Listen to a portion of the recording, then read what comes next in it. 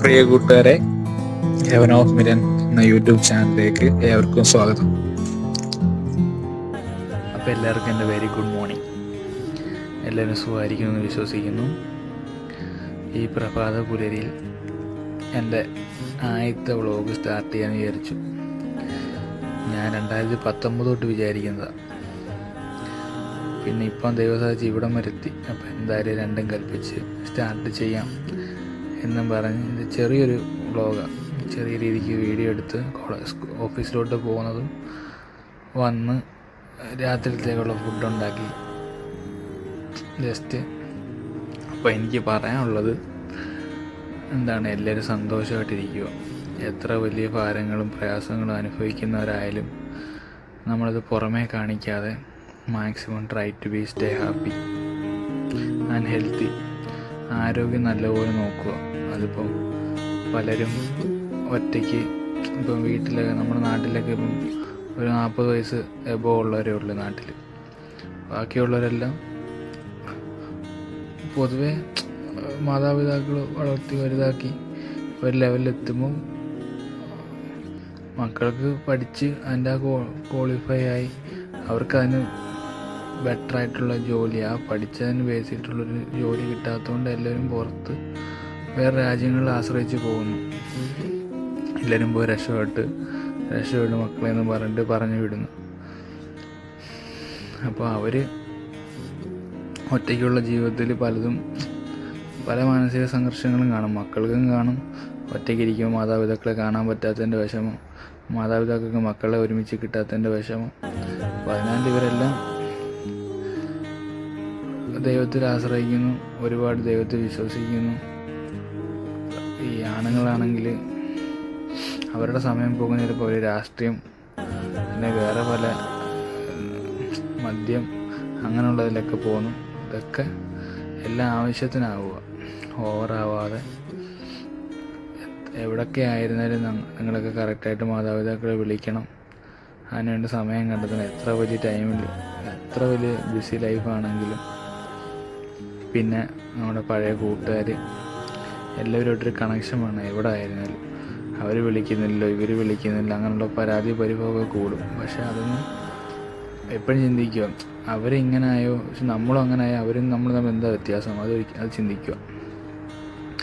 ഞാൻ പലയിടത്തും ഓടിത്തിരിഞ്ഞ് അവസാനം ലൈഫില്ല, എനിക്ക് ബാംഗ്ലൂർ ജീവിക്കാൻ ആഗ്രഹം, പക്ഷെ ദുബായിലെത്തിപ്പെട്ട്. ദുബായായിരുന്നു വേറെ അടുത്തൊക്കെ ഒരു ഗൾഫ് കൺട്രിയാണ് ദുബായ് ആയിരുന്നു, സൗദിയിൽ ആയിരുന്നു. പക്ഷെ അവിടെ എനിക്ക് ഫാമിലിയായിട്ട് ഓക്കെ പറ്റത്തില്ലെന്നറിയാം. അതുകൊണ്ട് കല്യാണം കഴിഞ്ഞിട്ട് ഞാൻ ദുബായിലോട്ട് വിസിറ്റിംഗ് വിസ വന്ന സൗദിയിലെ ജോലി കളഞ്ഞിട്ട് ഇവിടെ വന്ന് ഒരാഴ്ചക്കുള്ളിൽ എല്ലായിടും അലഞ്ഞിരിഞ്ഞ്. കാരണം റൂമിൽ ഇരിക്കത്തില്ല, ബെഡ് സ്പേസിൽ എല്ലാവരും ഫോണിലൊക്കെ സ്ക്രോൾ ചെയ്തിരിക്കുമ്പോൾ ഞാൻ രാവിലെ ഇറങ്ങും. ആ ഷർട്ടൊക്കെ വിയർത്ത് ഓരോരുത്തരെ കാണുമ്പോൾ ആ ഒരു വിഷമത്തിലൊക്കെ ഓരോരുത്തങ്ങനെ നമ്പറൊക്കെ തരും. പല ഓഫീസുകളിൽ ഇന്നടുത്ത് ഒക്കെ പോവാം. അങ്ങനെയൊക്കെ ഓരോ കണക്ഷൻസ് കിട്ടി. പിന്നെ എന്തായാലും ഇവിടെ എത്തിപ്പെട്ട് ഇപ്പം കയറിയ ജോലിയും നല്ലൊരു പൊസിഷനാണ്. പക്ഷേ മാനേജ്മെൻറ്റൊക്കെ വളരെ മോശമാണ്. കാരണം മലയാളി മാനേജ്മെൻറ്റ്, പാർട്ട്നേഴ്സ് ആയതുകൊണ്ട്, പ്രത്യേകിച്ച് പാർട്ട്നേഴ്സ് ഉള്ളിടത്ത് കയറില്ല. അവരെപ്പോഴും തമ്മിയടിയും, അവർക്ക് ഒറ്റയ്ക്ക് ഇതാക്കണം, എന്തെങ്കിലും കാരണങ്ങളുണ്ടെങ്കിൽ പ്രശ്നങ്ങളാണ്. അപ്പോൾ അത് നമുക്ക് ഭയങ്കര ഇറിറ്റേഷനും, നമുക്ക് നമ്മുടെ വർക്ക് ചെയ്യാൻ പറ്റാതെ അങ്ങനെ സഹിച്ചൊക്കെയാണ് നിന്ന് പോവുക. പിടിച്ചിരുന്നാലേ പറ്റും. പിന്നെ നൈറ്റായി, തിരിച്ച് വരുന്ന വിഷ്വൽസൊന്നും എടുത്തില്ല. അപ്പം ഇവിടെ എത്തി. പറയുകയാണെങ്കിൽ എങ്ങനെയാണ് ഫ്ലോയിൽ പറയാം. അപ്പം വീഡിയോയുടെ ബേസ് ചെയ്ത് പറയാം. ഇപ്പോൾ സവാള അരിയുമ്പോൾ ഉണ്ടല്ലോ, സവാള ഫസ്റ്റ് ലെയർ കളയണം കേട്ടോ. ആ ഒരു കറുത്ത പൊടി ഉണ്ടാവും, ഒരിക്കലും അത് നമ്മൾ കഴിക്കില്ല. അത് കഴുകി നല്ലപോലെ കളഞ്ഞിട്ട് വേണം ചെയ്യാൻ. അപ്പം പറയാനുള്ള ഇത്രയേ ഉള്ളൂ. നമ്മൾ പഴയ കാര്യങ്ങളൊന്നും, നമ്മൾ വന്ന വഴികളൊന്നും മറക്കരുത്. നല്ല രീതിക്ക് എല്ലാവരുമായിട്ട് സന്തോഷമായിട്ട് ഇടപെട്ട് പോകണം. ആരെയും വെറുപ്പിക്കാൻ നിൽക്കല്. എന്നെയൊക്കെ സംബന്ധിച്ച് എനിക്ക് ചെറുതൊന്ന് കൺട്രോൾ പോകും. കാരണം ഈ നല്ല വിശാല മനസ്സായിട്ടുള്ളവർക്കുണ്ടല്ലോ, പെട്ടെന്ന് എന്തെങ്കിലും മതി. പക്ഷെ അവരുടെ മനസ്സൊന്നും കാണത്തില്ല. പക്ഷെ നമ്മളെന്തൊക്കെ നല്ല ചെയ്താലും ഒരു വാക്ക് മതിയായിരിക്കും. ആ ഒരു വാക്കിൽ തീരും. പക്ഷെ കുഴപ്പമില്ല, നമ്മളെ അറിയുന്നവർ നമ്മുടെ കൂടെ കാണും. ഇപ്പം നമുക്ക് എവിടെ നമ്മൾ നിൽക്കുമ്പോഴും നമുക്കതിന് വാല്യൂ നമുക്ക് തരുന്നില്ലെങ്കിൽ നമ്മൾ നൈസിന് അവിടെ നിന്ന് ഒഴിയണം. അത് അത്ര വലിയ കൂട്ടുകാരായാലും ആരായാലും. ഓക്കെ. പിന്നെ ഇപ്പം ഞങ്ങളുടെ നാട്ടിലുള്ള റീസെൻ്റ്ലി ഒരാൾ എൻ്റെ ഒരു സീനിയറായിരുന്നു, എൻ്റെ സെൻറ്റ് മേരീസിൽ പഠിച്ച. അപ്പോൾ അതൊക്കെ ആൾ മരണപ്പെട്ടു. അപ്പം എന്താണെന്ന് വെച്ചാൽ എനിക്ക് വളരെ ദുഷ്ടനെ ദൈവം പന പോലെ വളർത്തും. അങ്ങനെ ഇപ്പോഴും നമ്മുടെ നാട്, നമുക്ക് ഈ നാട്ടിൽ എന്തൊക്കെ ഡയറക്റ്റി കാര്യങ്ങളുണ്ടോ, അല്ലെങ്കിൽ ബാക്കിയുള്ളവരുടെ കുറ്റവും കുറവും, അല്ലെങ്കിൽ വേറൊരാൾ നല്ലത് കാണുന്നത് ആർക്കും ഇഷ്ടമല്ല. അതാണ് പൊതുവെ. ഈവൻ മലയാളീസ് എന്ന് പറയാൻ പറ്റത്തില്ല, എല്ലായിടം കാണും. പക്ഷെ പൊതുവെ നമ്മൾ ഈ പറഞ്ഞ സോഷ്യൽ മീഡിയാസ് ഒരുപാട് യൂസ് ചെയ്യുന്നത് എനിക്ക് തോന്നുന്നു ഈ കേരളീയരാണ്. കേരളീയർ വാപ്പാടെ പൈസ കിട്ടാനുള്ളൊരു ഓപ്ഷൻസ് ഇപ്പോൾ ഈ കോവിഡിന് ശേഷം ഇത്ര കൂടിയത്. ബാക്കിയുള്ളിടത്തൊന്നും, പ്രത്യേകിച്ച് നമ്മുടെ സ്വന്തം നാടിനെ അപമാനിച്ചും സ്വന്തം ഇതിനെ പറഞ്ഞിട്ടും ഒരിക്കലും ഒരു ചാനലുകാരും അല്ല ഒരു ഇതും ഇടത്തില്ല. എനിക്ക് എവിടെ പോലും എൻ്റെ കേരളമാണ് എനിക്ക് ഏറ്റവും ഇഷ്ടപ്പെട്ടതും.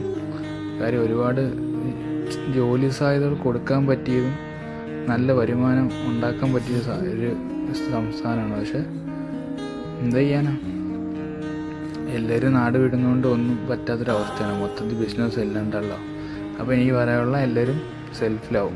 സ്വന്തമായിട്ട് നമുക്കൊരു സ്നേഹം നമ്മളിലുണ്ടാവണം. പിന്നെ നാം പാതി ദൈവം പാതി. ദൈവത്തോടും ഒരു വിശ്വാസം വേണം, നമ്മളിലും ഒരു വിശ്വാസം വേണം. ഒന്നിനും ഓവറാവാതെ എല്ലാത്തിനും ഒരു പരിധിയുണ്ട് അല്ലേ. അമിതമായിട്ട് ആരെ നമ്മൾ ആരാധിക്കില്ല. അപ്പോൾ എൻ്റെ ചിന്നുൻ്റെ വക ഗുഡ് നൈറ്റ്. എല്ലാവരും സബ്സ്ക്രൈബ് ചെയ്യുക, സപ്പോർട്ട് ചെയ്യുക. അപ്പോൾ സ്റ്റേ ട്യൂൺഡ്. അടുത്തൊരു വ്ളോഗ്